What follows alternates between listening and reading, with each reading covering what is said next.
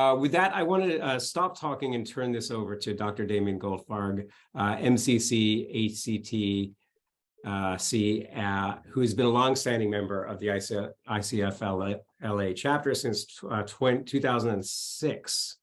Wow, that's a long time. And past ICF Global President in 2013 and 2014. He serves as a co-leader of the America's Coaching Supervision Network and the Latin American MCC's network. Internationally recognized as a pioneer in coaching supervision, Dr. Goldfarg has authored and co-authored 9 coaching books. He facilitates virtual coaching, global certifications accredited by the ICF in coaching, team coaching, and coaching supervision. We're very excited to have Damien with us today, and I'm going to turn it over to you. Thank you. Thanks everybody for coming. I am usually in Lakewood. Lakewood is next to Long Beach, so Maria, we are neighbors. But today I am in Buenos Aires visiting my family. So I am in Argentina. This is where my accent is from. I came here to Argentina a couple of times per year at least. And it's great to be here with you today. I have been a member of ICF Los Angeles almost for 20 years. And I was in the board of directors of ICF Los Angeles in 2009. And I'd like to share with you that I started my volunteer work in the local chapter as a greeter. So like I was at the door, and when people were coming in, I was saying, welcome to our meeting. So that was my first job as a volunteer for ICF Los Angeles. And eventually I became a member of the ICF Global Board and the president for 2 years, 2013 and 14. And today I want to share with you about team coaching and the new framework from the International Coach Federation. It came out only last year. So it's not from this year. Last year, it was a group of team coaches that got together to develop a competency model. So the idea was they did the research and they came up with the competency that apply to team coaches. And why was that?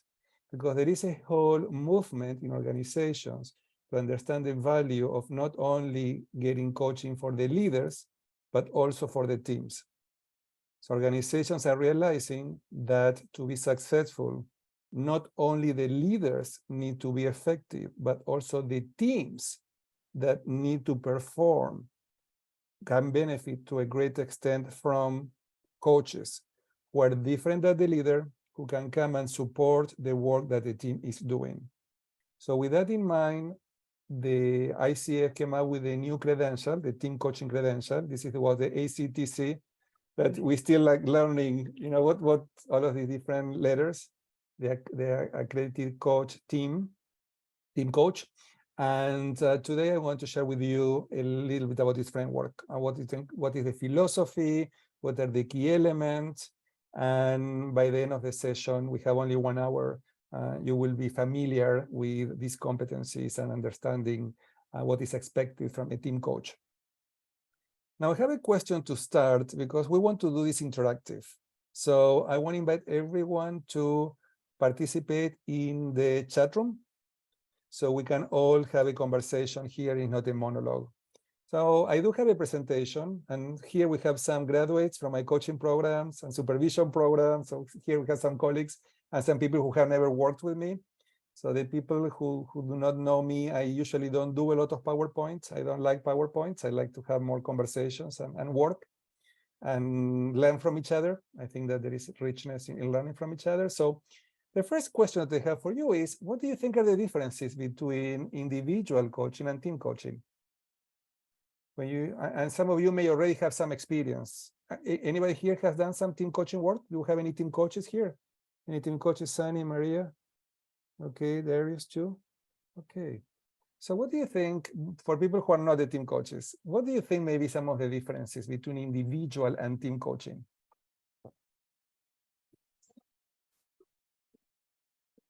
The dynamics between the members of the group? Exactly. When you are doing individual coaching, you're working with one person. But when you're working with team coaching, the client is the whole team. It's an entity as a whole, as a one unit. And you need to pay attention not only to the relationship that you have with one client, but in this case, this client had multiple participants.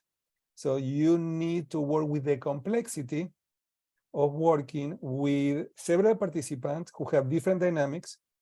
And what is also different that in team coaching, you also work with the leader of the team. The leader of the team is part of the team coaching process. So you need to develop a relationship, not only with the team as a whole, but also with the leader, who may be the person who hired you or not.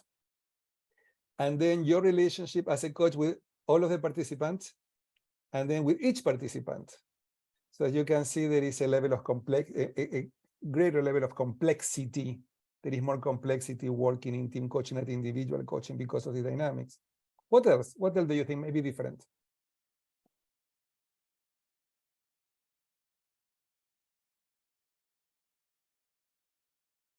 I had someone mention to me, because I'm curious about moving into team coaching, that sometimes as a person who's leading the team coaching, that you're more facilitating the conversation than it's more on a one-on-one basis. And so I'm curious to learn more about how you facilitate the dialogue when you're dealing with a team and the difference of the elements there versus one-on-one.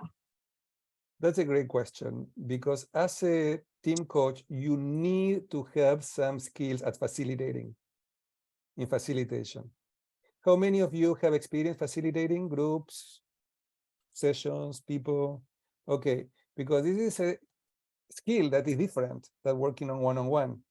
As a facilitator, you need to understand the dynamics that we were talking before, but you also need to do a few things that are different.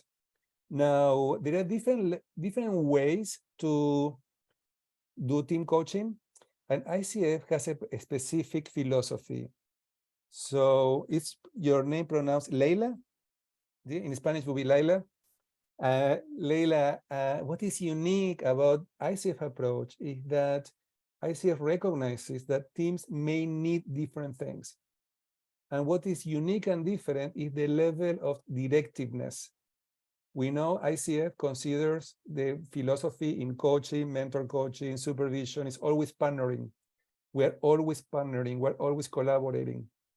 And the level of directiveness, how directive is the coach working with the client may change based on the needs of the team. Now, the team may need coaching, but also may need something else. So there is a possibility that what is needed is team building. But team building and coaching, team coaching is not the same. What is the difference? What do you think? What may be the difference between team coaching and team building? Anybody?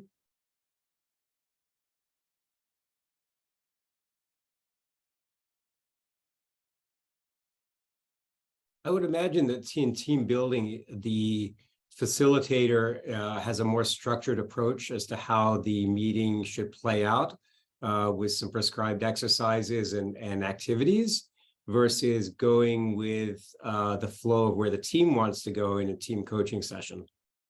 Yeah, exactly. There is less level of directiveness, and there is also a different objective. So ICF like to distinguish, and there is a document I will share with you before we finish the session today. There is a document available in the website. We are explaining everything that I'm covering today. So everything that I'm covering today is based on this document that explains ICF team coaching philosophy and competencies. And this is ICF perspective, is that there are different modalities. There is a possibility that you're doing team coaching, but you may also be doing facilitation. You may also be doing team building, team training, team mentoring. So there are different possibilities. So let's hear some of the distinctions. And this is part of the competency number 1. So the 8 team coaching competencies for teams are the same competencies that for individuals, but with a different angle, from a different perspective. And we're going to compare the two. We're going to go one by one. And number 1 is ethical standards. The team coach follow ethical standards. And one of the ethical standards is differentiating what is team coaching from other modalities. Does that not mean that you may do different things working with your clients? You may do a little bit of team coaching, team building, team training, facilitating. It's okay, but you need to know what are the differences. So team coaching is about supporting a team to be more effective. Remember the definition from ICF of coaching? Maximizing is about maximizing people's potential. Here in team coaching is the same, it's maximizing team's potential. That's the definition of ICF, and I will give you exact words. It's exactly what is the definition, but the idea is that as team coaches, our job is to support the team to maximize their potential. So that's the reason why we are going from good to great. We are not getting there to fix a problem. Can you hear the differences? Like in coaching, this is not about fixing, it's not remedial. It's about supporting a team that is already doing good to be great. So this is the first thing that I want to share. And the difference between going back to team building and team coaching, team building is about building trust most of the time. It's about the team getting to know each other. When we do retreats, anybody have done any retreats on team building in your life as a participant or as a facilitator? Anybody have done team building? We're very familiar with team building, and there can be very fun activities. Sometimes even with ropes, in nature, many different scenarios, many different activities in team building. What is what many teams need. The challenge is sometimes that is not enough. When teams invest in team building and they have a great retreat and people get to know each other and they build trust, and then they go back to work and there is not an ongoing support for what was created, it may dilute, it may go away. So the idea is that you may start a coaching process with a team building activity for people to get to know each other, to build trust, to build ground rules. And then team coaching supports the team on ongoing basis. Now, how directive is the team coach, Leila? Every coach is different and everybody probably is doing team coaching differently. So we need to be aware of that. ICF philosophy is that the facilitator, in these cases, allows the team to do most of the work. So it's not in the way, it's like an observer and may participate and share, ask questions, for example, to get the team to understand where they are and where they need to be. Most of team building activities may finish with a weekend or 2 days or 3 days or whatever it is. That's one of the main differences. It's about building trust. Team coaching is an ongoing basis, and you may start with an assessment. So most team coaching processes start with an assessment. And this takes us to the next competency, that is contracting. And contracting in teams is much more complex than working with one individual. What do you think is much more complex, team coaching, than individual coaching regarding contracting and the agreement?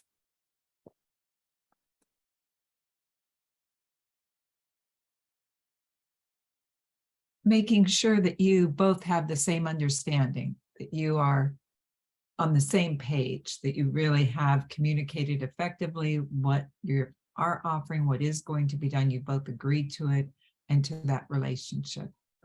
Exactly. And do you know what is the challenge? If you are two people, you may still have misunderstandings. When you are working with several people, everybody may understand something different about what is that agreement and that contracting. So that makes the job very, sometimes challenging. And my personal bias is that we need to spend a lot of time in contracting with teams. That we definitely want to spend time clarifying, re-clarifying, and being sure that we are all on the same page. And what makes team coaching complex too is that the sponsor may be a leader of the team, ideally, but sometimes it's the human resources. So human resources say, okay, this team needs team coaching. So you show up and you learn that the team leader does not believe in coaching. What do you do? It's complex, because now it's not like when you have a leader that you're working one-on-one, and this leader is not maybe so open, has misunderstandings or judgments about coaching for not knowing or for misinformation. How do you deal with the dynamics when the team leader may not be even supportive of the process? And my suggestion sometimes is, if that is not in place, you may not want to accept the job. So you may need to know when to let go. If you need to assess if the team is ready for coaching. So in the assessment and contracting, you need to spend time understanding where is the team, where the team needs to be, what looks good to great, and look in a plan like you would do in individual coaching to come up with a team to work together and to collaborate to come up with some actions, some activities that will help the team to get where they need to be. Some of these activities may be facilitated by the coach. Some of them may be facilitated by the leader. So the leader and the team coach needs to collaborate, need to work together in clarifying where you are going and how you will get there. So contracting is key. Now, because of all of these complexities, I jump from 1 to 3 because competency number 1 is the team coach mindset. And the key element of the team coach mindset is about continuous development and it's about supervision. And as you heard before, I am one of the pioneers of supervision. I have been working on bringing more visibility. Here we have Sunny, who's a supervisor. I don't know if there are any other supervisors right now with us, but team coaching requires supervision. And ICF make that a requirement. For everybody interested in getting a credential as a team coach, you need to demonstrate that you receive supervision. Why? Because of the complexity, everything we're talking. So this is about the competency number 2, that is the team coaching mindset that require continued learning, working with a supervisor. And by the way, supervision is not to tell you what to do. Supervision. We look at our work and we reflect on our work and we look at the blind spots. Do you know what? Doesn't matter if you're a PCC, MCC, if you are starting, we all have blind spots. So as I have been an MCC for more than 10 years, I still work with my supervisor. Why? Because I am a human being and I may be missing things when I am working with my clients. So I need to work with a supervisor to be sure that I am not missing things when I am doing my work. So this is the idea, is how to keep learning and growing and developing and look at our blind spots that they're always there, no matter how much experience we have.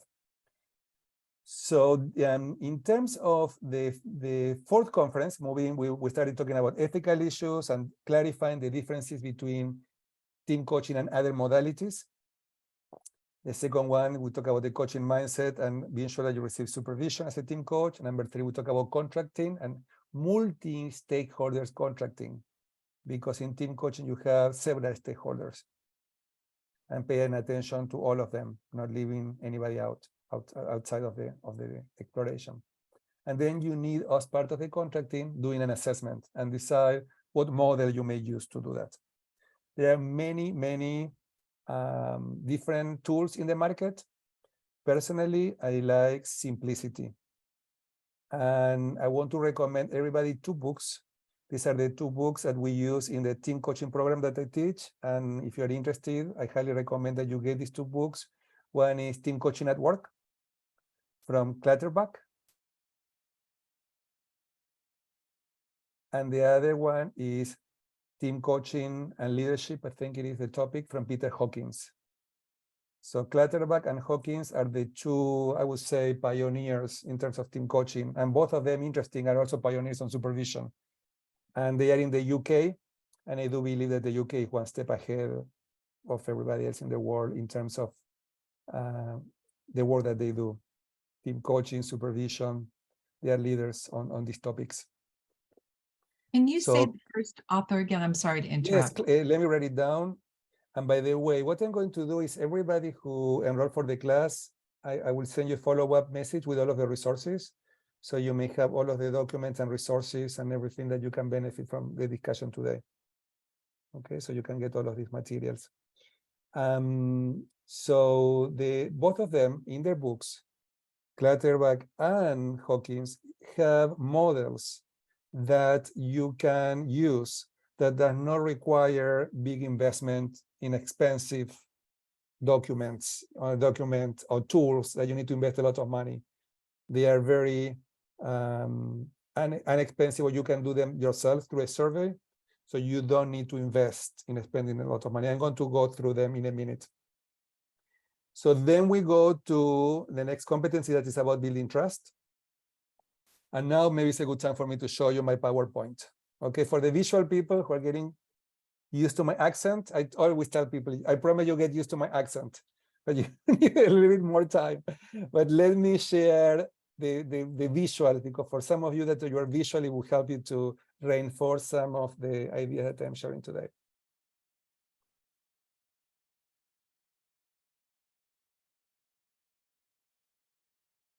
Okay, can you see the slides well? Can you see, is it moving? Okay, great. So the idea is that in team coaching, these are the questions that we may be asking ourselves when we're working with a team. Why the team wants team coaching, where they are in their process, what they need to do, when are they doing that, are they ready or not? And I am going to share this presentation too, okay? So I am going to share the PowerPoint with everybody, so don't worry about missing something. Who are going to be part and how you're going to be working together. So this is some of the questions as a team coach you may be asking yourself and your client when you start working with them. Now, what is the definition of team coaches? I promise you this definition. ICF defines this coaching as a partnering in a co-created reflective process. Remember, that sounds familiar. For individual coaching is similar, with a team and its dynamics and relationships in a way that inspire them to maximize their abilities and potential in order to reach a common purpose and share goals. Yeah, so here you can see again, team coaching is partnering. It's a co-creative and reflective process with a team and its dynamics. We're paying attention also to the relationships to inspire and maximize the team. I also like to add the definition from Peter Hawkins. Peter Hawkins, from a systemic perspective, and I think ICF is not calling its perspective systemic, but it is systemic because it's looking at all of the different stakeholders that are part of every interaction.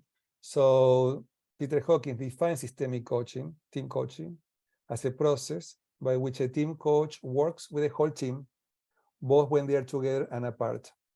The aim is to improve their collaboration, collective performance, stakeholder engagement, collective learning, and increase the value they co-create for all stakeholders. So what is interesting in this definition is that Peter Hawkins is very curious about what are all of the stakeholders. Are we missing anybody? This is a great exploration to do in coaching with teams. Is who are all of the stakeholders? Is there a possibility that you are missing some of the stakeholders? And as a result of that, you are not as effective as you could be. So when the team is working together, the team coach may have different roles. One possibility is that the team coach is observing. Is observing the team working, and then at one point he says, raise the hand and say, okay, can I participate? May I share some observations? May I ask a question? That will be one of the ways that team coach may intervene. Maybe at the beginning, he may ask the team, okay, what would you like from me today? And hear what people are interested from the team coach for that session. And then at the end of the session, the team coach may ask, okay, what did you learn today? What happened today? What are some of the key learnings from the session today, from the meeting that we had? Or the team coach may have a more facilitative, more active role by facilitating a conversation about the results from a survey, for example, maybe collect data from all of the participants and share the information. So in that case, we have a more facilitative role, will be more interactive, will be more leading the session in this case. Or it may be a mix of different things. And I said before, in the approach, it may start with team building. It may continue with team coaching. It may start with team training. Maybe the team is already working well, but there is not clarity about what makes a team great. So it may have a couple of sessions on team effect elements of successful teams. And it may be discussing and exploring what makes teams great. And that will be maybe like a class or a lecture.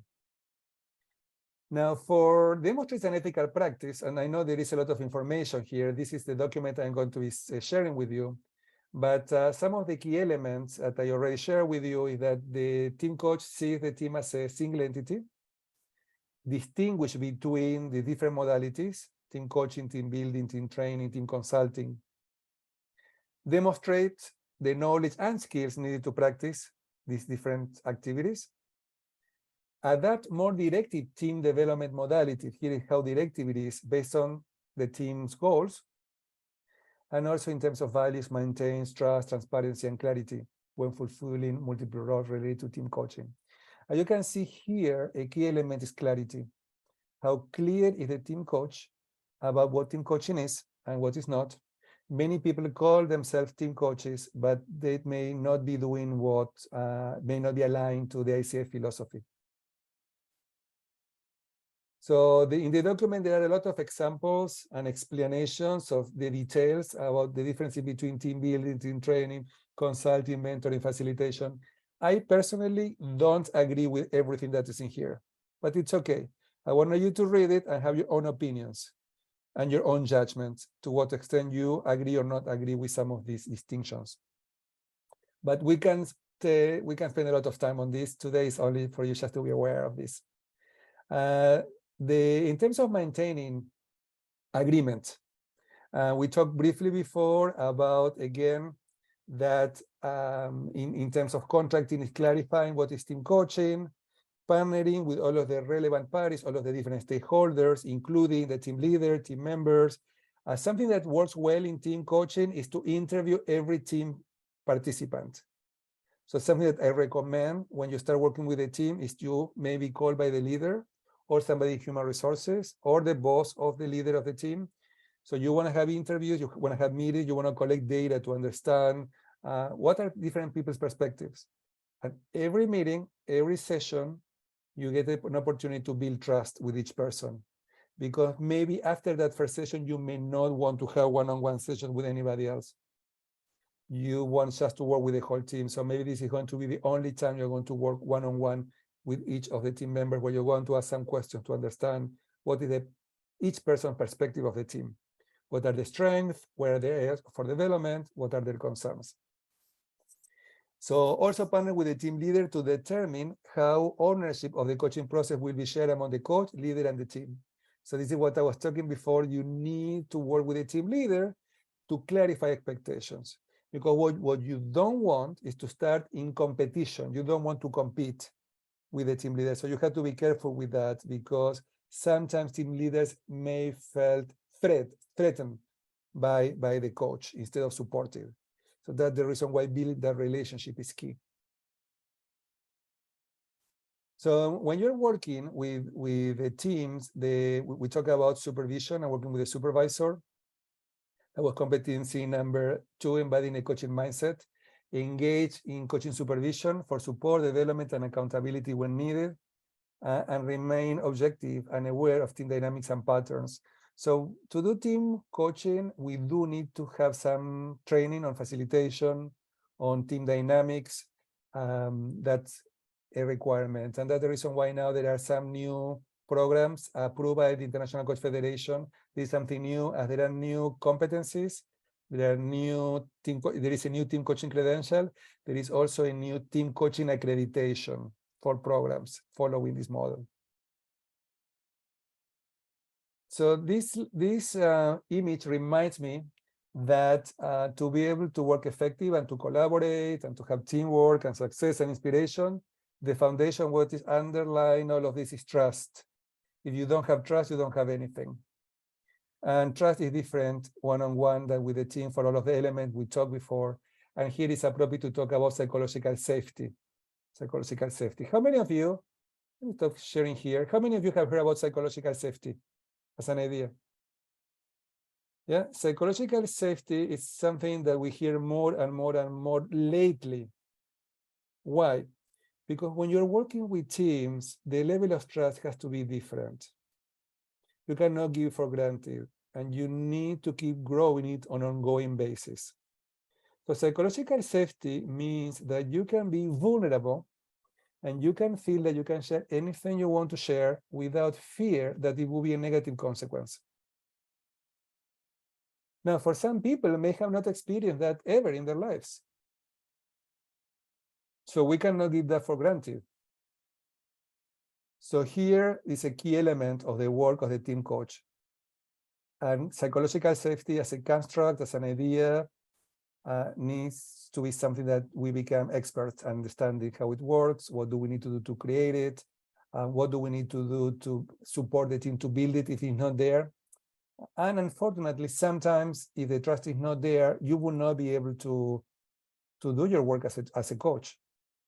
Can you see that? If there is no trust, particularly, for example, if there are a lot of issues between the team and the leader, it may require that first the leader work with the coach before you start working with the team. Can you see that? Because if not, it's going to be very challenging to support the team to go from good to great. Now, what the team may need is something different.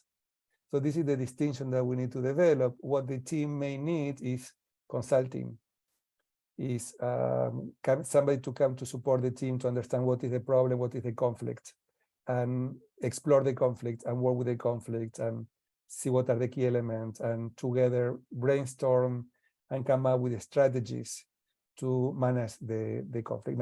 Now, what may happen is that you start working with a team, there is no conflict, you start working with a team, and suddenly in the middle of your process, there is conflict.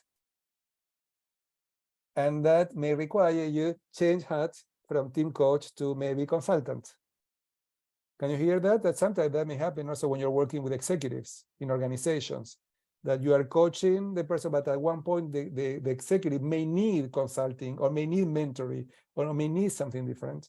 And you may or may not be the right person to do it. And you may say, okay, I need to change gear here, I need to change hats. This is not coaching.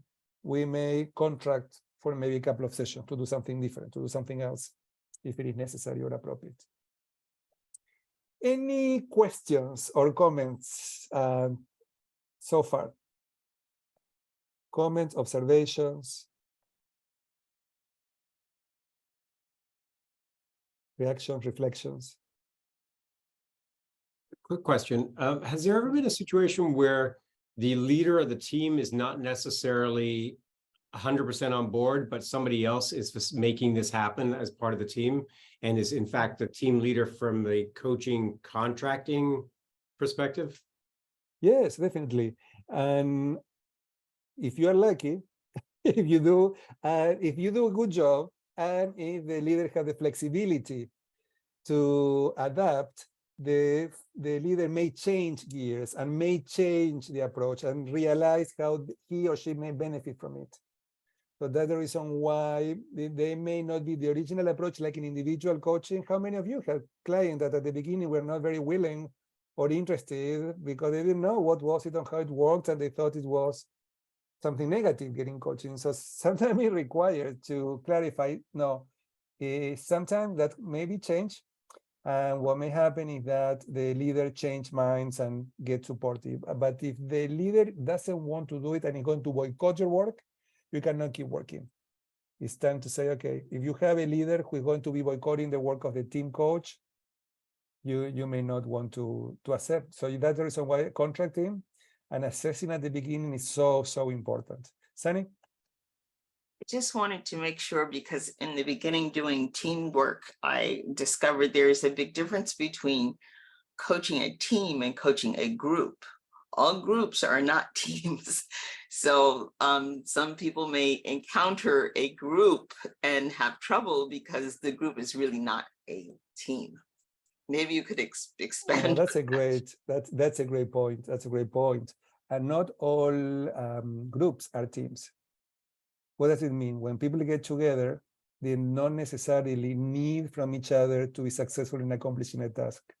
So we're going to distinguish groups from teams when they have a common goal and they need each other to be successful.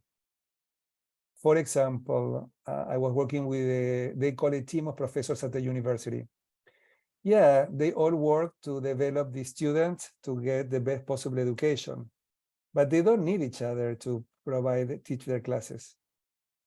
So they were more like a group than a team. Can you see that? They didn't need each other to be successful.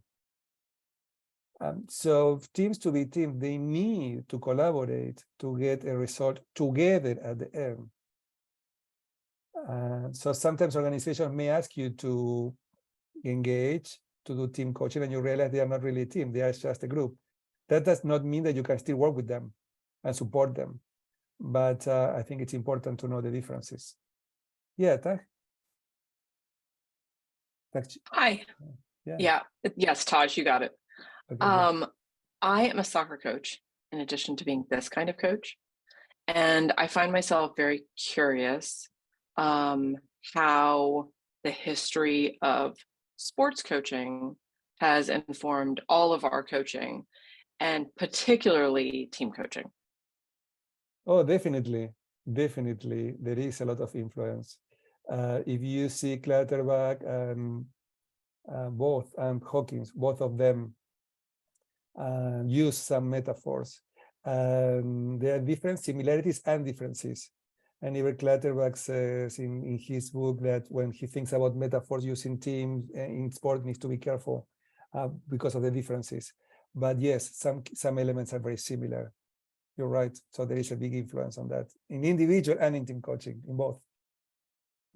Do you think that there are historical influences? I mean, you can see so many influences when you look at like individual coaching, so many influences that come out of, right, that come directly out of sports. So not just the metaphor of a sports team, obviously, but some of the historical influences of what works coaching sports teams, because many of the elements that you're talking about here would all be true of what a good sports coach would do with their team. Yeah. There are some differences. There are some similarities, and there are some differences. So, for example, and we may have a whole session about that because it's a very interesting topic. For example, some team leaders, what will be similar is that the leader, like in a team, will be like in a soccer game, the leader of the game, and then the team leader, the team coach, is not playing. Here is, in that case, it's similar. It's from outside looking, but how directive it is, and how authoritative it is, and how responsibility. In sport, the team coach is responsible. In team coaching, in this approach, is not. Can you hear the difference? So there is a big difference in power, in influence, in stress, in tension, and of course they make much more money too. Okay, for what they do. But this is a great question, something to keep discussing. We need to move on now because we have only 15 minutes to finish. But I appreciate your question. It's a great question. It's very interesting. So let me finish the presentation so we can open to some questions. So let me share with you what are the other competencies, and what are the difference between individual and team. Okay, here we go. Okay, we're talking about psychological safety as a key element that we need to explore when we work with teams. And so here again, it's about how the team coach creates this space, this safe space for people to be open and honest, how they promote team viewing itself as a single entity again, they foster the expression of participants, encourage the participants, partners, with the team to develop, maintain, and reflect on team rules and norms. This is an important one, because I remember once working with a team that the team have never ever stopped to come up with some ground rules, how they're going to be working together. So if that is not in place, it's a key element of the work. And then, of course, promoting effective communication between the participants. Then we will talk about maintaining presence. It's about using self as instrument. It's about working with a co-coach. So ICF recommends coaches to work with a co-coach, because 4 eyes, 4 ears are better than 2.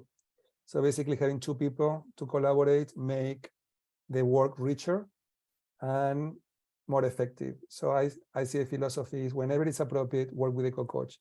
There are also some challenges. It may have conflict between the co-coaches, that I have seen that too. So sometimes it's not necessarily for better, sometimes can be some challenges there. So that's a possibility too, but there is an encouragement to work with a co-coach differently than an individual coaching. That's another difference, working in team coaching. This is a model, briefly, this is a model from Peter Hawkins. He talked about the 5 disciplines of systemic team coaching.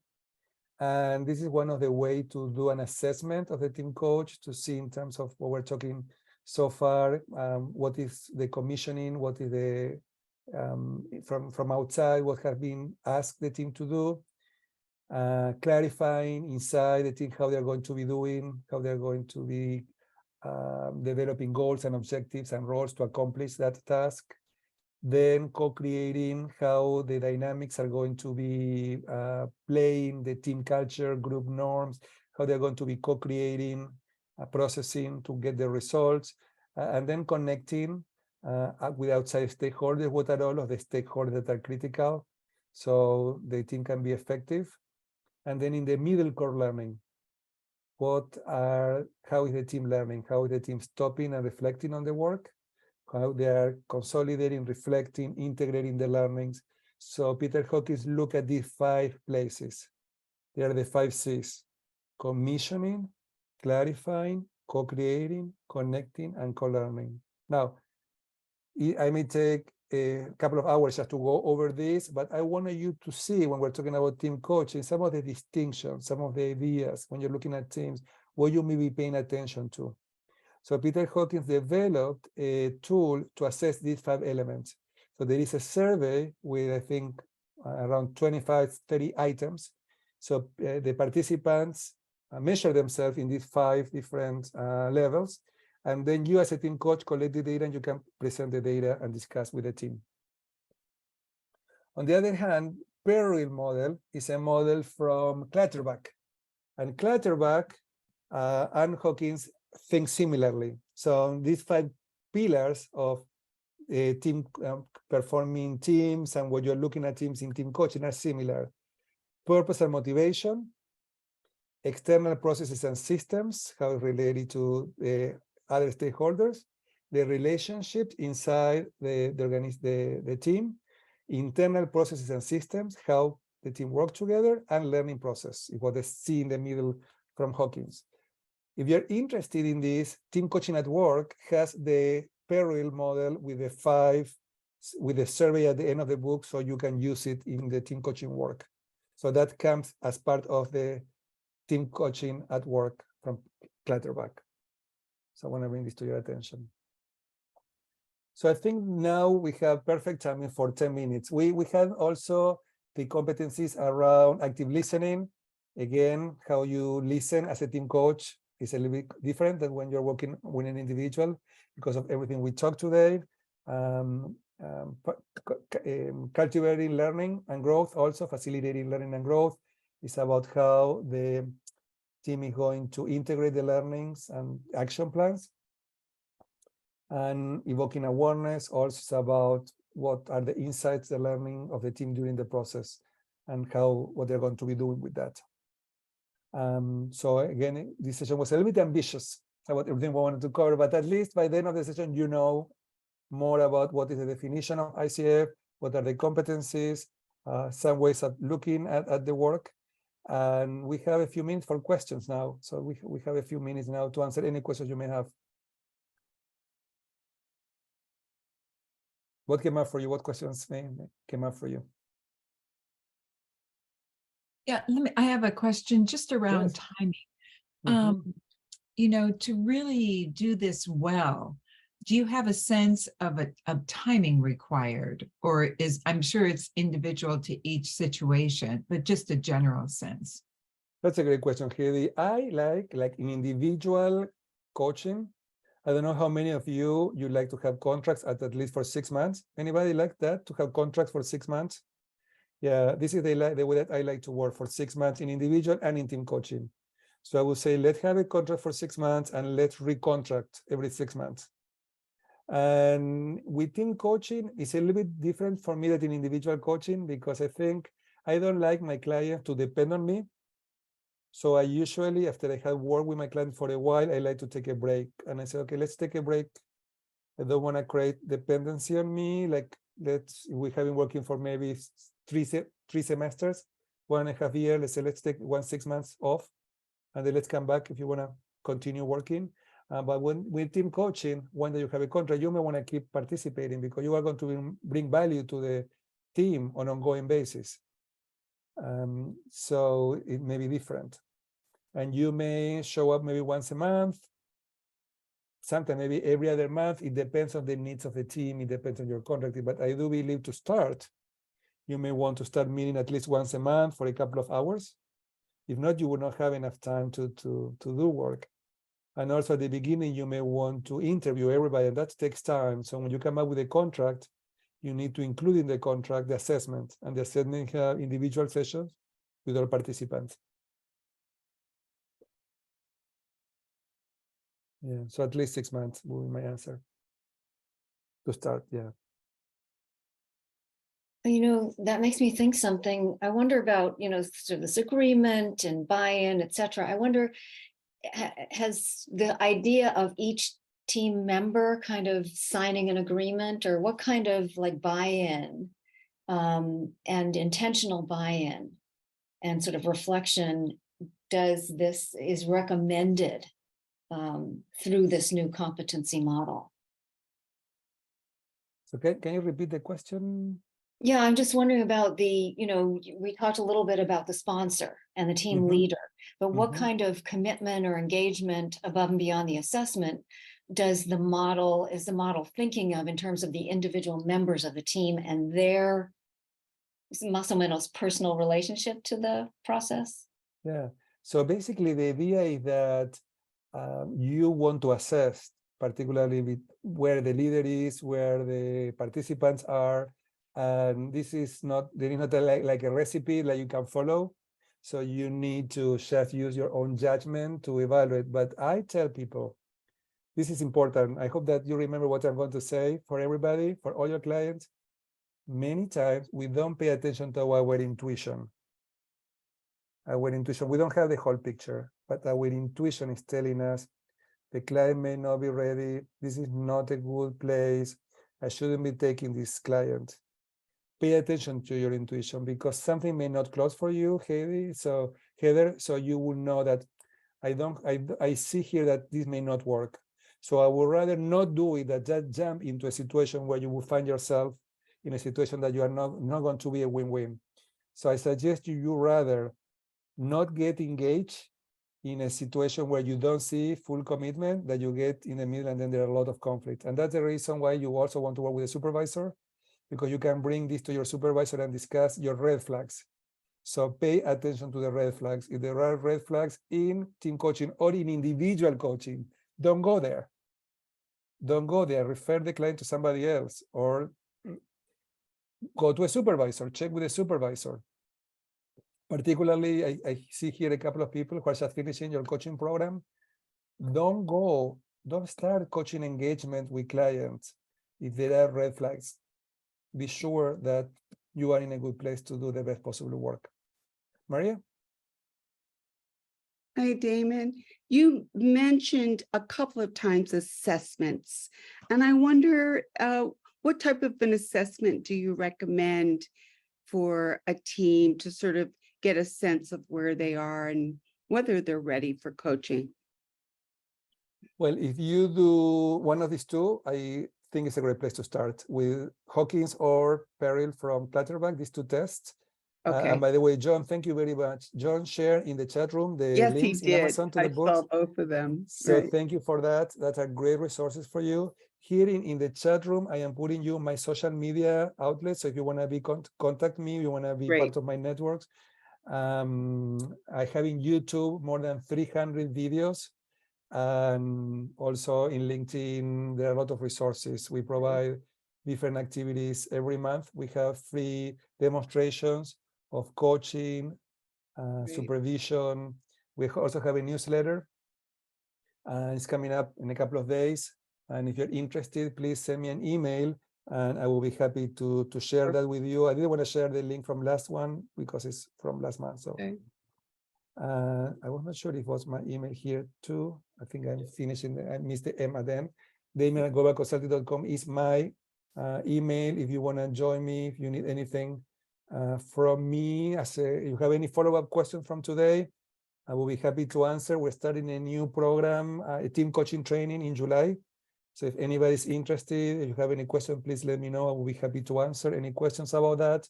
What I'm going to do here is I am going to also share briefly in the chat room the brochure. So in case that anybody's interested. I'm interested. Could you talk about it briefly here, or have we run out of time? Yeah, we've kind of run out of time, and so, but I encourage you to connect outside of this call. And Damien, I think you've provided some links there to make that happen. And yeah, I thank you, Damien, for this. This has been you did a lot in a short amount of time in terms of giving an overview here of what team coaching could be and what ICF is looking for in team coaching. And having experienced a couple of these trainings, including one by Peter Hawkins himself, it is a very complex and super interesting space. And encourage all of you to check out Damien's program and learn more about it in July. So thank you so much for your time today.